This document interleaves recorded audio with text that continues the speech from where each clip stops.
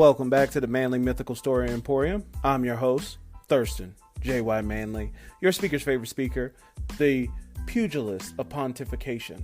Yes. Thank you guys for listening. This episode of Manly Mythical Story Emporium, the theme will be Black Friday. Yes, Black Friday. For those that don't know, I don't know where you've been. I think this is something that goes across oceans and seas and to other continents. But Black Friday is that infamous Friday that comes after Thanksgiving. It is, of course, very different this year with the pandemic. But the stories today all deal with my experience with Black Friday. The first story is Peacoat Pressure.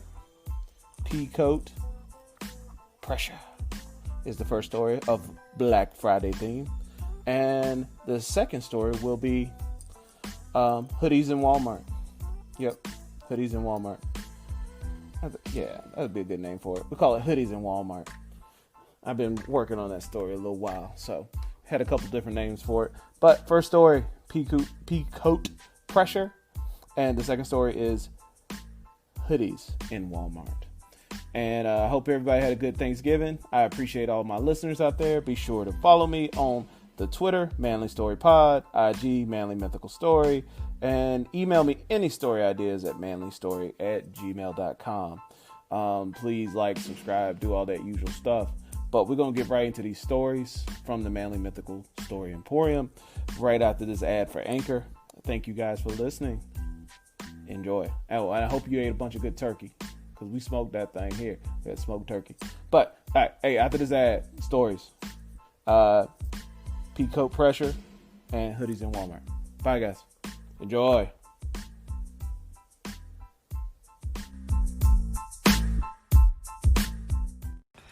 If you haven't heard about Anchor, it's the easiest way to make a podcast. Let me explain. It's free. There's creation tools that allow you to record and edit your podcast right from your phone or computer. Anchor will distribute your podcast for you so it can be heard on Spotify, Apple Podcasts, and many more. You can make money from your podcast with no minimum listenership. It's everything you need to make a podcast in one place. Download free Anchor app or go to anchor.fm to get started.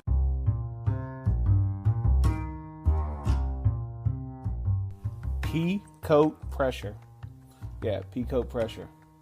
Well, it was Thanksgiving, and this was about 10 years ago, and we were celebrating our Thanksgiving at the in-laws' house, and this was going to be at Norfolk, Virginia, which most of our Thanksgivings take place at, which is an interesting area because it's military bases and, military bases, ocean, some lower income areas in there, but they do have fried crabs, which I do appreciate. Fried crabs, good fish, and a lot of my brethren, the black people. And one Thanksgiving, we decided that I needed a new coat. It wasn't as much me deciding I needed a new coat as much as winter had decided I needed a new coat. At this time, I had lost a little bit of weight, and the coat that I had was a 4XL Peacoat that came from, I think it was Broder Brothers or Dugan Brothers, which was a store in Asheville, North Carolina, which was in a mall that is no longer exists. It was actually the only store left in this dead mall, or Chris Rock would call it the Black Mall. That's the mall the black people go to, and all the good stuff is left. And I went up to the mountains without a coat. I had a windbreaker, and my parents like, you need a coat. I didn't listen to my parents before I left, but my wife and mother-in-law that went with me said, you need a coat. The hawk, as black people often call it, which is that cold cutting wind, also said, you need a coat, brother. So they brought me a coat, and they didn't have 2X or 3X, but they had 4X, and they had an XL tall, and they figured since I'm more widthy than I am tall, they went with the 4XL, which was at that time not too bad on me. It was, bigger coat, but the coat was only like $15, so it wrinkled up easy. And if anybody knows a peacoat, the peacoat is usually like the starch burlap blue material, look all fancy. A peacoat is often worn by people on the sea, Navy people, boat people, I guess, fishermen, which nothing says fancy like something that deals with a career that involves the ocean. It's kind of like dressing up like Popeye or something. But pea coats, I like them. It's a coat you can wear with jeans. You can wear it to church, and you don't look like a complete bum going into the church. You look kind of dressy. It's not semi-formal, it's just quasi-formal. Because semi-formal would still be a sports coat. So it's quasi-formal. It's formal adjacent. And I needed one because this one, now that I lost weight, was fitting on me like a blanket. I was looking like a burlap blanket. It was so big on me that when you button all the buttons up, it would fold on both sides of the button. So I had like a crease on both sides of the button of my pea coat. And so it was like a valley when I looked down, and it was big on me. I looked like, Uncle Fester from the Addams Family is basically how I looked with this coat on. And we figured, hey, we're here for Thanksgiving. It's kind of a Navy area. Maybe they should have some pea coats. Maybe thrift store. Maybe real store. Who knows? And sure enough, we saw a Black Friday ad that Belk's, spelled B-E-L-K with no S on it. But since I am in the South, we call it Belk's. We put an S on it, like Belk's. Like there's multiples of them, or somebody named Belk owns it. But it's called Belk, and they usually have pretty good sales. But this sale was for a Claiborne. Maybe you know what is Liz Claiborne, but Claiborne is for men. We take the Liz off because the Claiborne sounds so masculine. And they had a pea coat. Pea coat, normally like astronomical amount of money, was like $189 for this pea coat. They're selling it for $45. So I'm like, yo, I need this pea coat.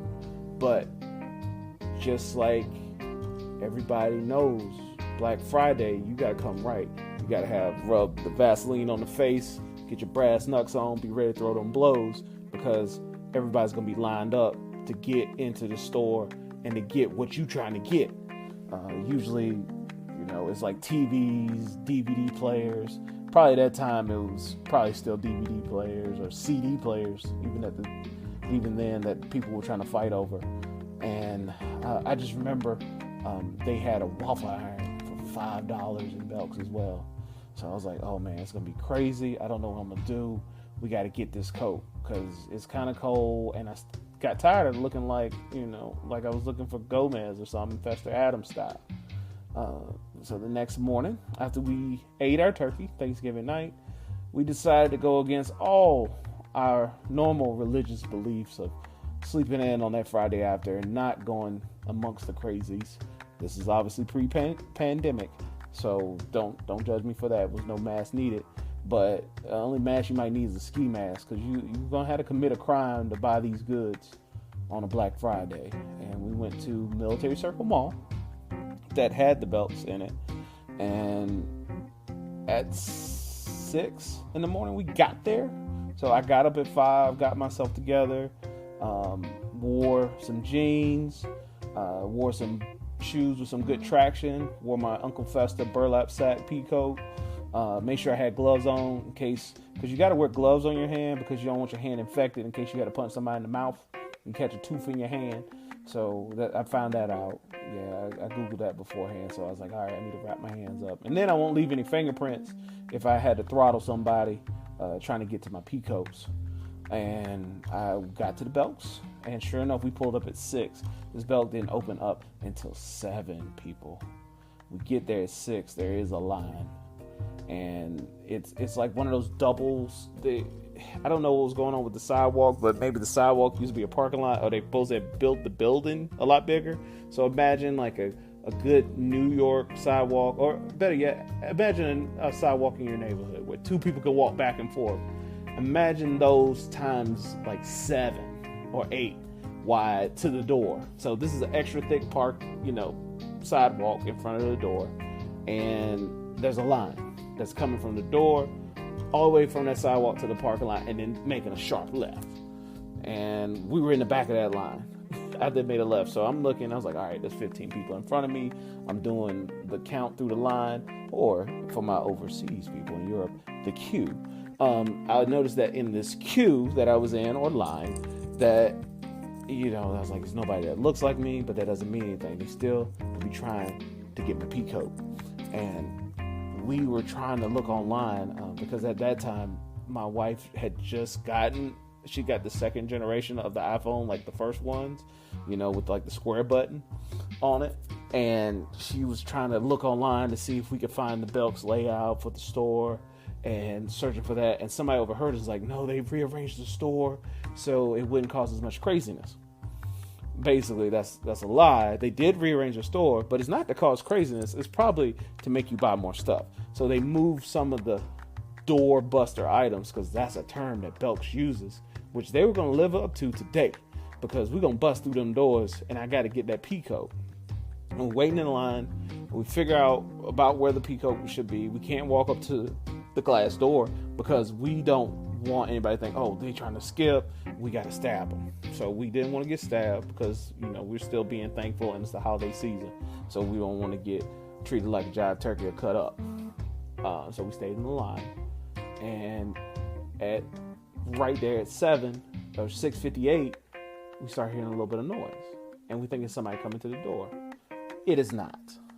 Turns out that Belk's, with the S, has 2 doors. And they decided to open the other people's door first. So there's a flow of people coming in. And then the lowly Belk's employee, this short, little older white lady, finally comes to our door and unlocks it. And she almost gets trampled. Everybody's running in. And so I'm trying to rush in. I'm skipping people a little bit, trying to get to the door because they let the other people in. So our line means nothing. Our queue is busted. I was like, all rules don't apply. Let me get in here. And sure enough, I get in and close. Me and my wife, we separate. So we figure that, we figure out where the clothes are. And we figure out where the men's clothes are. Then you grab 2 or 3 of the coats because they had black, a charcoal gray, and a navy. Grab 2 or 3 of those, 2X, 3X, large as you can get it, and we'll work it out. And an XL even, because I had lost weight. So we'll just grab all these coats and you separate them, whichever one of us gets to them first. So I'm running towards the clothes. I'm in the women's pajama section. My wife's like, it's not over here. I hear her yelling. She's like, JY, it's over there. And sure enough, she pointed it out. I run to that section. I get to the coats. I look at the coats. And there's nobody there. I grabbed these coats and I had all the time in the world. I could have slept for 3 more hours and nobody be trying to get these coats. You know what everybody's trying to get? That freaking $5 waffle iron, those toasters, and anything else. All the electronics, headphones. I think the Bluetooth headphones were maybe a new thing at the time. And they were all trying to get that. Nobody's thinking about this Liz Claiborne sports coat, which you're getting almost $100 off. You're getting $100 off this thing. $5 waffle iron. You can get a $20 waffle iron any day. But nobody's getting the pea coats. I'm trying all the coats on, going extra large, thinking charcoal, black. I might get 2 or 3 of these things.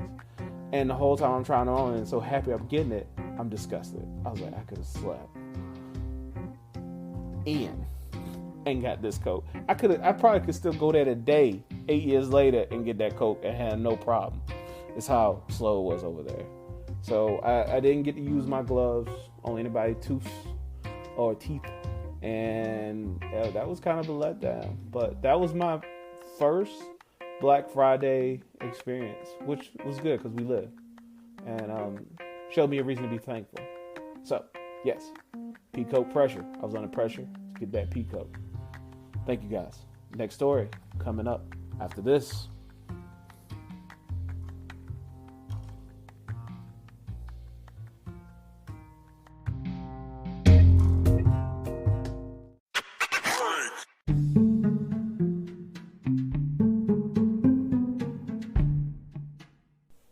Hoodies in Walmart. Okay, it's Black Friday.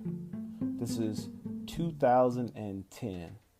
My children are the ages of around 6. I'll give you a round because I don't trust all these listeners out there. Might be stalking my children. But they were around 6 and 5 at the time. And it's Black Friday. And we have to get them something. Something in particular. The boys are requesting bikes. Because one is 5, one is 6, we were going to make sure that one gets a little bit bigger bike, And the younger one gets close to the same size bike. So he's not like, oh, I got a baby bike, but his bike will have training wheels. And we were doing all the classic searches at the time, which was 10 years ago. So I think it was done on a laptop and through paper books, like the advertisements that you get from the stores. And we had decided on these bikes. They kind of had decided on us because, the budget, we were balling on a budget at the time. And it was these 2 bikes at Walmart. And it was going to be one of their big Black Friday sales. And the way it worked was that you just had to be one of the first people to get it. And the stores get different amounts of bikes. These little bikes came out to $25 a piece. So we can get both of their bikes, and it's going to be $50. Now, adult bikes now in this pandemic, first of all, you got to be able to find a bike because, bikes were moving off the shelves like crazy because during the pandemic, I guess everybody was like, oh, let me ride a bike and exercise / let me ride a bike because there's not going to be any gas after the race war of this pandemic. But anyway, we found these bikes, Walmart, found them in a flyer. And this was my first Black Friday experience at Walmart. In the previous story, I think I told you the first Black Friday experience at all, which caused me to break my religion, not my religion, just my religion in general. But this one, I knew I was going into the lion's den. I was going to be thrown in there like the Christians in Italy, into the Colosseum. I was going amongst, the gentry, if you will, in this Walmart and have to fight somebody. I really was going to have to fight this time. So I, once again, had my gloves ready in case I was going to have a tooth chipped on my hand, having to punch or gouge somebody's eyes and not leave fingerprints. I also had my hoodie on. I purposely wore some dirty jeans, and we had to wake up extra early. The reason is that Walmart, this was after the new renaissance of Black Friday, because you see all the time online before the pandemic and before this Black Friday, that people will rush into the doors. The store opens at once because most Walmarts at that time were 24 hours, the Walmart supercenters.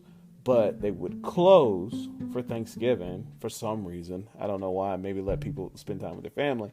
They would close on Thanksgiving and then kind of reopen. But the workers didn't really go home at Thanksgiving because the workers had to roll out the pallets of items. So the items would not be on shelves. The Black Friday items would be on pallets. And also they would have different hours of when things would release. So we looked at our item, and our items, the 2 bikes, would release at 6. So that means you could get these items at 6. You could get the computer monitors or TVs at 7. And then at 8 and 9, there'd be other items like tablets or whatever, crazy cheap item they had at the time. You can get those at those times. So we knew we had to be there at 6. Good thing is the Walmart is right near Annette's house. Annette is where we're spending Thanksgiving. So Uncle Sonny, her husband, which my youngest is named after, works at Walmart. And he says, yeah, you're going to have to get there early. They got the pallets. They got them shrink wrapped. I'm like, all right, bet. So we go in there Thanksgiving Day, early on Thanksgiving Day, scope out, see where the bikes are. Some people are already trying to get items and take it to the register, but they don't go through because the barcodes don't work. So then they have to take the items from these people that thought they were going to game the system because we just go in there before, we'll scan it and get out. No, that's not how it works. Had to go back on the pallet and they put it behind the shrink wrap. I'm like, okay, cool. We see where the bikes are. They're near like the beauty section, come in and right to the right. All right, so we got to figure out how we're going to get here. We got to position ourselves ever so slightly. My wife has, some back issues because she hurt her back in college. And she's not ready to go to war with these people, but she can, put a good screen up. For those that play basketball, she'll put a nice hard Dennis Rodman, Detroit Piston screen on somebody, just to block them. Just be in the way, make them kind of go around you. They start pushing you, just fall back. So she's going to block the way. I'm going to get the item. And we're measuring out the aisle. We're like, all right, it's 2 steps to this pallet. And the bikes are right here on the edge on this side of the pallet. We just got to get those bikes. We'll be straight. So we get there, 5:30. Store's already open because they had a 5 o'clock release, and people are already leaving with their goodies saying, yay, we won. We won the ability to give this store our money, which is what Black Friday basically is. And they come out with their items, and we're like, okay, so we got to get the bikes. So we go to the pallet, and they're there. Because I was thinking maybe somebody would grab this pallet, but what they did was they had workers sit on the pallets or stand near the pallets, and they have box cutters, which is interesting because you probably, if I had employees in the midst or the preamble to a riot, you definitely should give them the box cutters. So we sat there and talked to the worker, and I talked them up, and I had my hoodie. I wore my hoodie in the Walmart because I got my sleeves, no flesh showing. I can't get no fingernails, no Lee press-ons going to stick up in my forearms. And I'm going to grab these bikes. So I'm going in the pallet. I hear a couple of people's like, oh, yeah, that go to the bikes. But I'm kind of acting like I don't hear them, but bumping in the way, kind of getting in front of them, getting beside them. And this worker looks at my hoodie. And the hoodie I wore was from my son's wrestling team. And he looks at the hoodie. He's like, South Fayette? I was like, yeah, South Fayette. And he's like, really? He's like, is that the South Fayette that's in outside of Pittsburgh? I was like, yeah. I was like, yeah, we lived there up until this past year. He's like, cool. That's the school I went to. I was like, really? And the interesting thing about South Fayette and schools in Pittsburgh with this great school system is that all the schools, elementary, middle, and high for that area, meaning South Fayette, or Chartiers Valley, or I don't know the other, like West Allegheny was one. What they would do is they put the elementary, the middle, and the high on the same campus. And that means that since they're on the same campus, they can share all the resources. That way you only have to buy one football field, and everybody uses it. But what they would do is the one football field, since it's 3 schools, is like AstroTurf. And then you got a practice field. And then you got a, pimped out baseball field and all this stuff. They share the resources. They had pool. They had all this. But outside of that, the benefit for me on that day is he graduated from South Fayette High School. My son is in elementary. He only went there 2 years, but I got the South Fayette hoodie on, and we're talking about South Fayette. We're talking about Fox Pizza. We're talking about Permanis, and I'm playing up. I'm not telling them that how bad Pittsburgh was to me and how cold it was and getting snowed out of the house and all those bad things that can happen to you in Pittsburgh as being a man from African descent and in warmer weather. And he's like, oh, so what are y'all here to get? And I was like, well, I'm trying to get these bikes right here, and I'm saying it in a louder tone, like a little bit of a authoritative thug tone. Yeah, we trying to get these bikes right here for our children, and this is the best deal I think in town for us, and we can't see ourselves going anywhere else to get these bikes. And I'm sounding just like Debo, Ice Cube, NWA voice. Yeah, we need these bikes right here. And he's like, oh, these? And so he just sits on the bikes and the pallets, the shrink wrap. So he's sitting right on the bikes. He's like, oh, these are the ones you need. I was like, yeah. And we just got to wait to 6, right? He's like, yep, got to wait to 6. And sure enough, 5:55 came around. You see everybody's coming up late, scoping out the boxes, and they see me standing there, and I'm talking to him like, yeah, I need to get these bikes. And I'm like looking at him with normal eyes, but I'm looking at everybody else with them crazy eyes, like I ain't afraid to go to prison for these $50 worth of bikes here today. And sure enough, 5:58, you hear a loud noise, like a rumble that roars through the store, because everybody else is kind of cutting those pallets just to get out of the way, because I don't know, everybody's not on the same clock.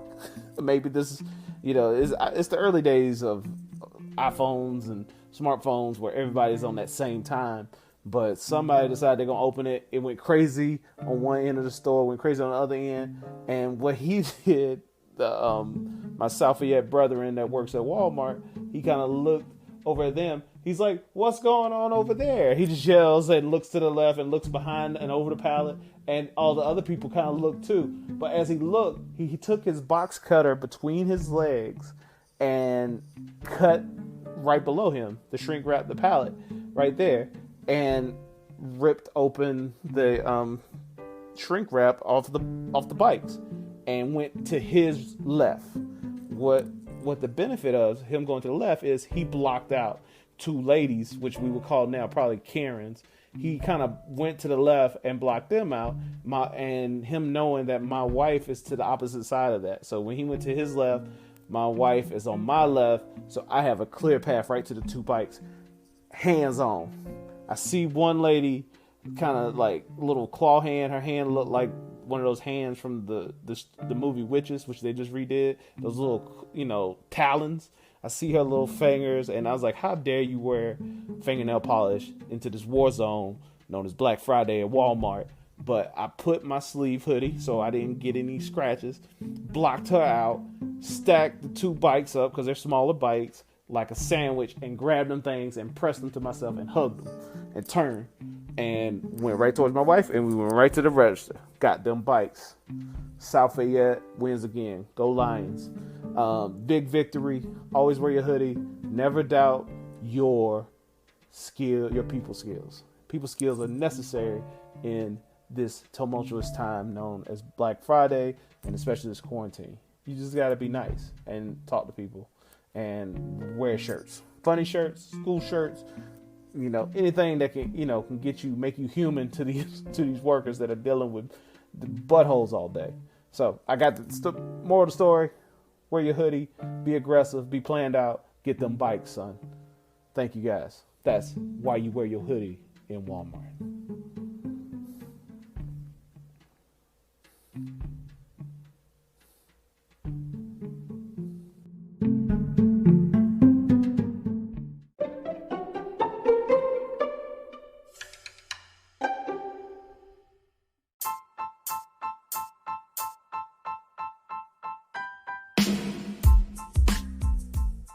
Alright guys, you've reached the end of the Manly Mythical Story Emporium.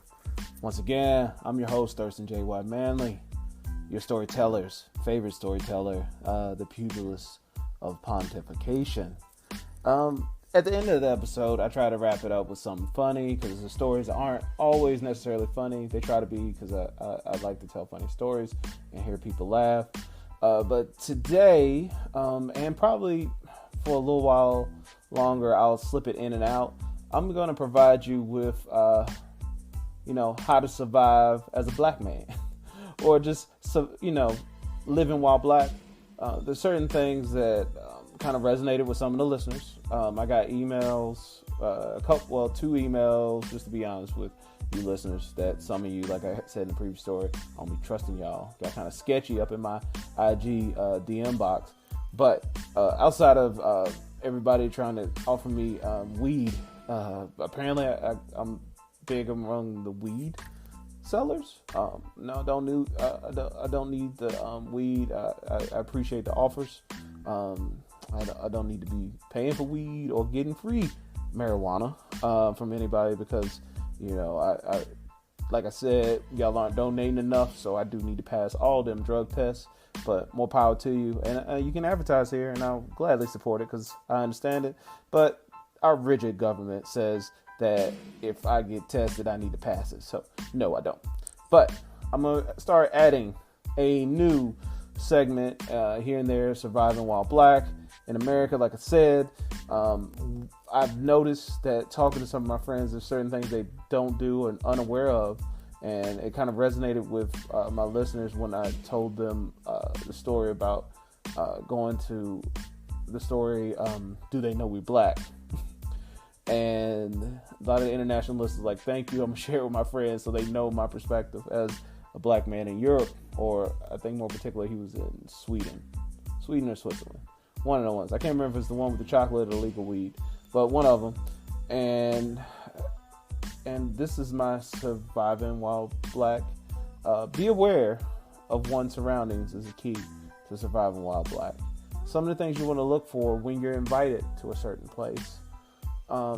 Most black people, if you want to avoid any altercations and are not feeling froggy, because sometimes you do feel, as I say, froggy, like ready to jump, or down, ready for the smoke. You're willing to get the smoke. You're willing to smoke like a broke stove. You're willing to give them smoke like a train going through a tunnel. But sometimes you just want to have a peaceful time. One of the things that I do in identifying a restaurant and or bar to go into, if you pull up to the restaurant and or bar and there's a lot of trucks, not SUVs, but trucks, like flatbed trucks, you probably don't want to go in there. It's probably not for you. Like big trucks, maybe gun racks in the trucks. Now, obviously, it'd be a lot of Trump flags or big banners. Those are not places that are for you or for us. So if you go in there, you're going to maybe have to deal with some oohs, ahs, and stares. They're going to look at you like, who's coming to dinner? That's kind of the costume that somebody that is not really open to diversity or sensitivity training amongst dealing with people of color. Now, I'm not saying that people that drive those trucks are racist, but when you get a group of them together, they care less about race. Some of the people saying, "Oh, I voted for Trump and I'm not racist." All right, cool. It's just that you care about race less. And then when you get a group of you, there's a group of race less caring people. So if there is a bar you're going to and there's a lot of big trucks outside, maybe have interesting stickers. Sometimes it's not obvious. Sometimes you won't get like heritage not hate stickers, or you won't get a sticker that says, just has a Confederate flag, or just has, Trump or nothing, don't steal my guns. But they have stickers with like deer antlers on it. If you get 2 or 3 of those with deer antlers, it's not just one hunter stopping in for a good time. This is probably a club, and any club that is majority of not your race or white that are meeting in one place, that are okay with guns, openly, caringly, you may not want to be there. Those are some of the identifying factors. Also, if you go to a place just as equivalent as trucks, if you see motorcycles, and these would not be your local Hondas or Yamahas or anything like that. Those places are kind of up in the air. You'll have to think about it before going in there. Those might be a black biker group if you see a lot of those like Hayabusas and things like that. But if you see a lot of Harleys or even Gold Wings, too many Gold Wings, that might be a problem. Like if it's a Gold Wing and it doesn't have a lot of accessories on it, like if it's a basic Gold Wing and it has maybe 2 helmets, like a his and hers, you probably don't want to go in there either. But those Harleys or Harley S bikes, like those Indians bikes, first of all, they're called Indians. Shouldn't do that. So if you see Indians motorcycles or Harleys with American flag stickers, don't do that. You probably don't want to go up in there. I have been invited to these cookouts. That story will be coming with that, and it's a who's coming to dinner situation. If you don't know that reference, look the movie up. But it's like the record screeches when you come in and look in there. And it's one of those situations like, do they know I'm black before I get there? Not that we worried you gonna hurt us. It's just like what I'm gonna have to deal with. What kind of looks, what kind of mask or shit we're gonna have to wear. So be aware of vehicular preferences in all locations that you go to, and that will be your Black Man Survival Guide for today. So thank you for listening. Follow me on Twitter, Manly Story Pod, IG Manly Mythical Story, email manlystory@gmail, and what else I got? Oh, Facebook. Yeah, I'm on Facebook too, Manly Mythical Story Emporium. I'm having a little technical issue with laptop, so hopefully the recording is not sounding too bad to you guys, but it's slowing me down from uploading the videos. So I'm going to try to put some clips up over this week of the show on IG. It will only be clips because I'm not paying the money just yet. Probably will after the holidays. So if somebody wants to send me some gift cards or like app store, because I'm on iPhone, so I store gift cards so I can buy one of those fancy podcast to video apps and do that. That'd be wonderful. And I would love you and shout you out on the podcast and send you future merch. We're working out something now with either mugs, cups, stickers, shirts, or something like that. It's cold. My budget is only for short sleeves, and it's getting long sleeve weather. So we're going to work it out, what you're going to get. But sorry about that. Videos will come to the YouTube soon. for the season 2. But thank you guys for listening. I appreciate it. I'll try to keep giving you stories every week. One of the few podcasts that come out back to back, and no breaks, no days off. Enjoy your week. Family Mythical. We out.